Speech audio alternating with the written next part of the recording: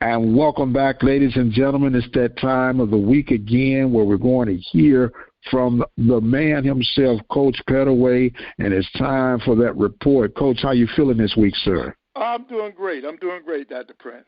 All right. Well, came up a little short on your Magic City Classic, and I'm pretty sure the grade is going to reflect one way or the other. But it's time for us to go ahead, sir, and get the report cards for this week. All righty. Let's start out down at Grambling, Louisiana, where Grambling State took on Alcorn State, and they won that game 35-6. I'm going to give Grambling an A on that game because they really need a good grade because they've been struggling. Alcorn State will get a D on this one because the Braves just weren't ready. I am giving Grambling State an A+, sir. No one other than the guys in that locker room had given them a chance to win that game. Yep. And they take care of business in a mighty way. I'm giving a C- to the Braves, and it appears, I'm not real sure, don't know what's going on in Norman, Mississippi, but some disgruntledness is in the atmosphere. I don't know if you got a chance to hear some of the excerpts of Mr. McNair's response during his radio show that he's going to discontinue doing his radio show, and he even threw in the atmosphere that if he's even back at Alcorn next year. Wow. Yeah, that is that's sad to hear that, and I figured something was going on also because they just have not been the same Alcorn State team that we're used to seeing. Well, the answer to that, at least from my vantage point, has been the quarterback play. They have been stellar at quarterback for the last 8 to 10 seasons, and they don't have that quite of a what you call a premier quarterback as they've been accustomed to having. And I think that was part of some of his rebuttal back towards some of the people attacking the players. He said they can take it as the coaching staff, but don't attack the kids. Right, that's right. And that's a good coach protecting his players. Yes, sir. Yes, sir. No doubt about it. Next up, we had Florida A&M and Arkansas Pine Bluff. Florida A&M won that game 27-6. We're going to give FAMU an A in that game because they are playing the way we thought they would play. And Pine Bluff, I'm going to give them a break. They'll get a C-. Okay, well, I'm giving FAMU an A as well because, like you said, I've been waiting, and maybe I came in with such great expectations for FAMU, but they are on all cylinders right now. I gave Arkansas at Pine Bluff a C, not a C-. I gave them a C under the first game under the interim head coach, and they're trying to figure some things out. So I gave them a C in this one. Okay. Next up, let's go out to Houston, Texas, where Texas Southern took on Lincoln University, and they won that game 37-2. I give Texas Southern an A because they are on a roll. They're playing good football. So they're going to get an A from me. I gave them a B+ because of the competition. Right. I gave them a B, but they are playing some inspiring football, and I jokingly tell people, but I'm being very serious, I'm glad we played them first as they're getting stronger and stronger as they get toward the end of the season. And they're not done, Coach. They still got some great games left in them for the rest of the season. Oh, yes. They got some great matchups left to play, and they're going to have a lot to say about what happens in the West. Yes, sir. And speaking of the West, the front runner in the West, Southern, went up against one of the front runners. Southern went up against Jackson State down in Jackson, Mississippi, and they lost that game 35-0. I'm going to give Jackson State an A, and Southern has to get a D from me because they just didn't show up. They didn't show up, and Jackson continues to show out. I'm giving Jackson an A+, and here's why. They just came off an out-of-conference game from a top opponent from the Big South. They take care of that one. And then they're anticipating another grudge match traditionally against Southern, and they blew the gaskets off of Southern, and they didn't blink. They didn't blink, Coach, and they're becoming scarier by the week. Yep. So I gave them an A+ because of the intensity that they had. It's hard to stay up every week, and you got to give Coach Sanders his prime, or not prime, but his honor and due that he's got these guys focused not only physically but mentally each and every week. Southern, I'm with you, Coach.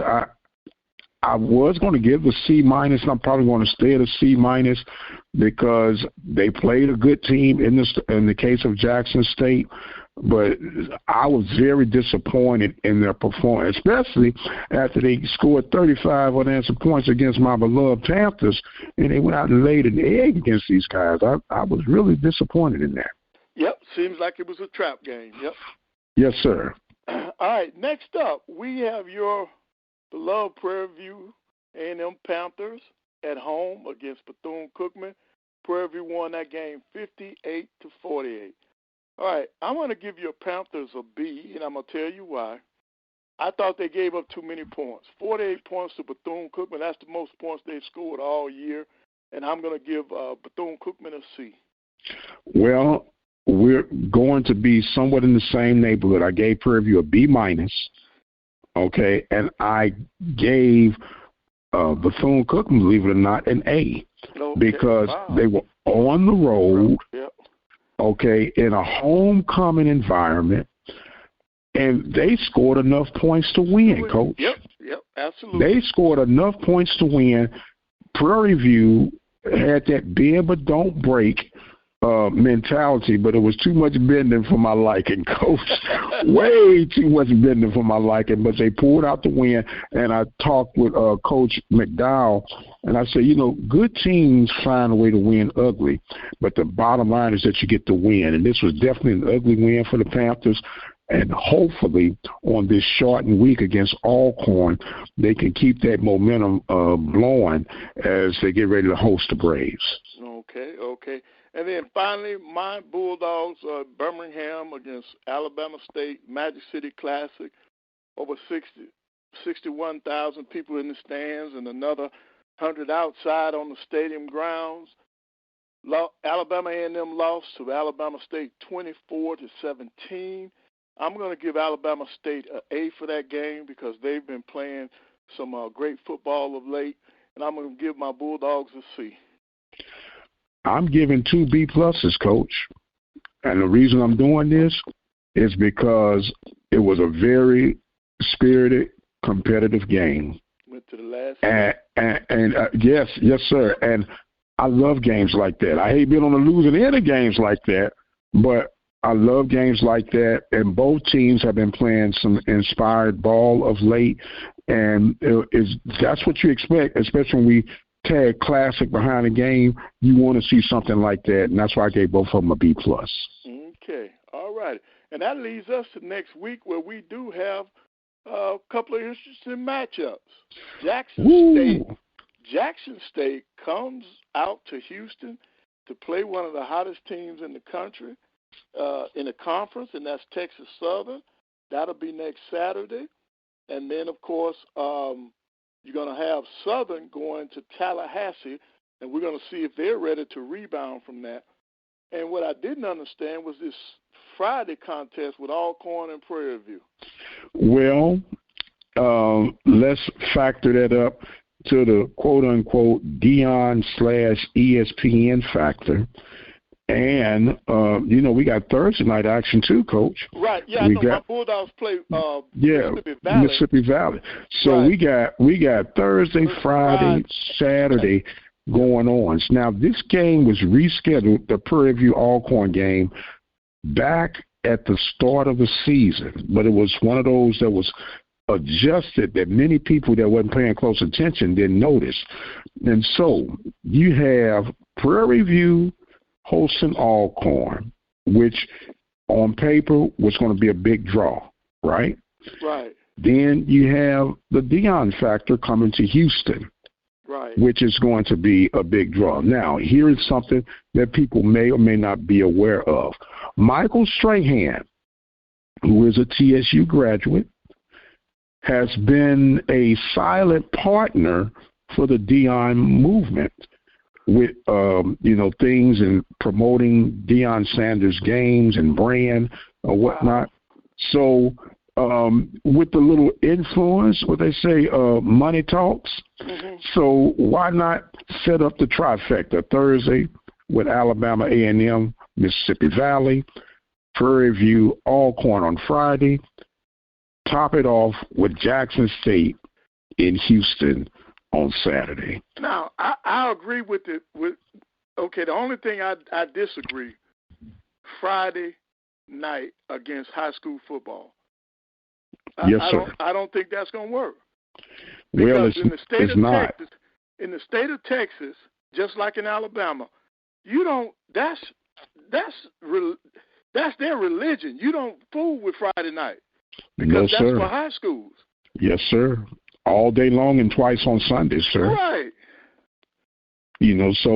But once again, this is the big boys with the ESPN,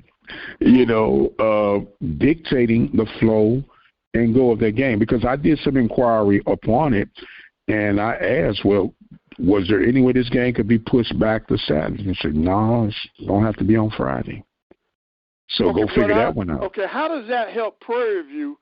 Their game is not televised. If it is, they're not showing it. Well, it's going to be on ESPNU on Friday. Okay.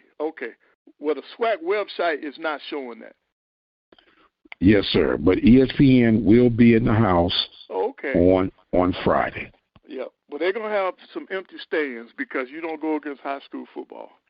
Well, I know this, and you know this, but we're not sitting at the big boy chair, Coach.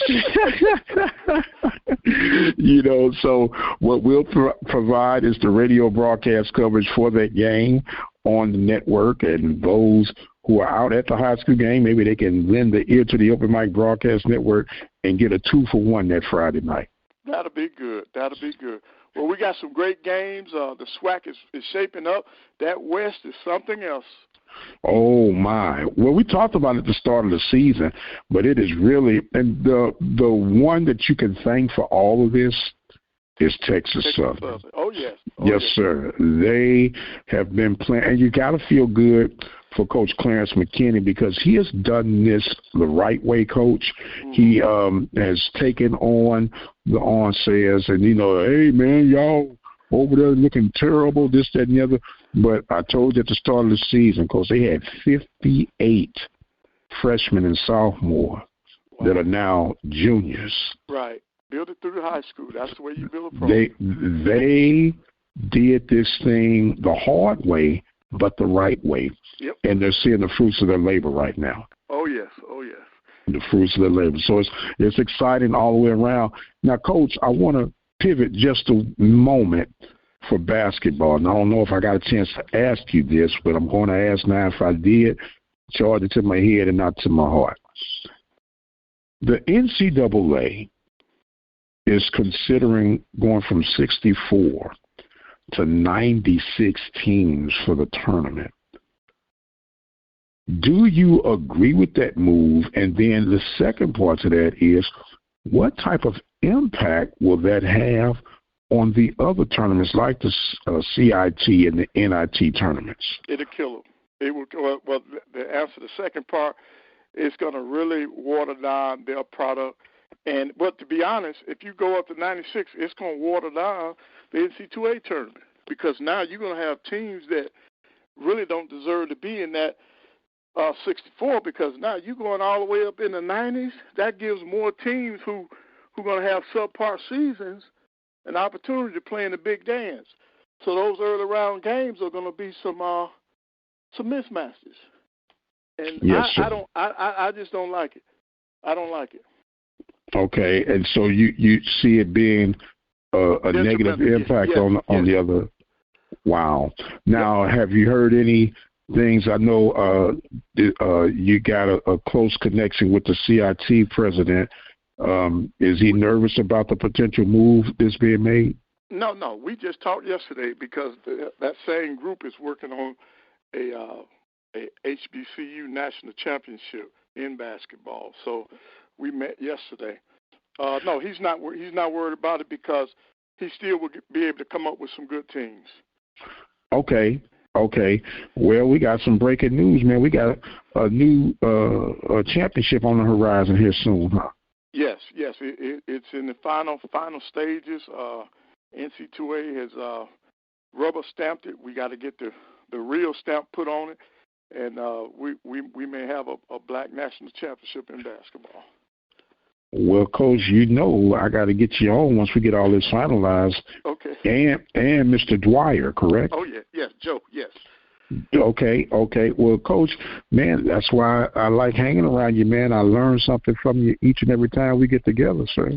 All right. We're good. We're doing good. Okay. Well, sir, I'm going to give you some closing thoughts and comments for this week, and the floor is yours. Okay. Well, I want to thank you for this opportunity, and I want you to continue to get the message out because what you're doing is very badly needed. And may the Lord continue to shine on you and continue to do the good works.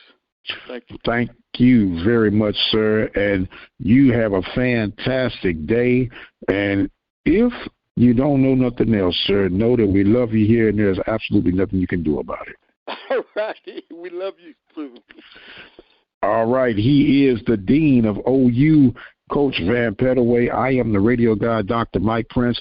Thank you guys so much for joining in with us on today. My time has come to where I must exit stage left, but until the next time, you guys be blessed, and we'll see you on the other side.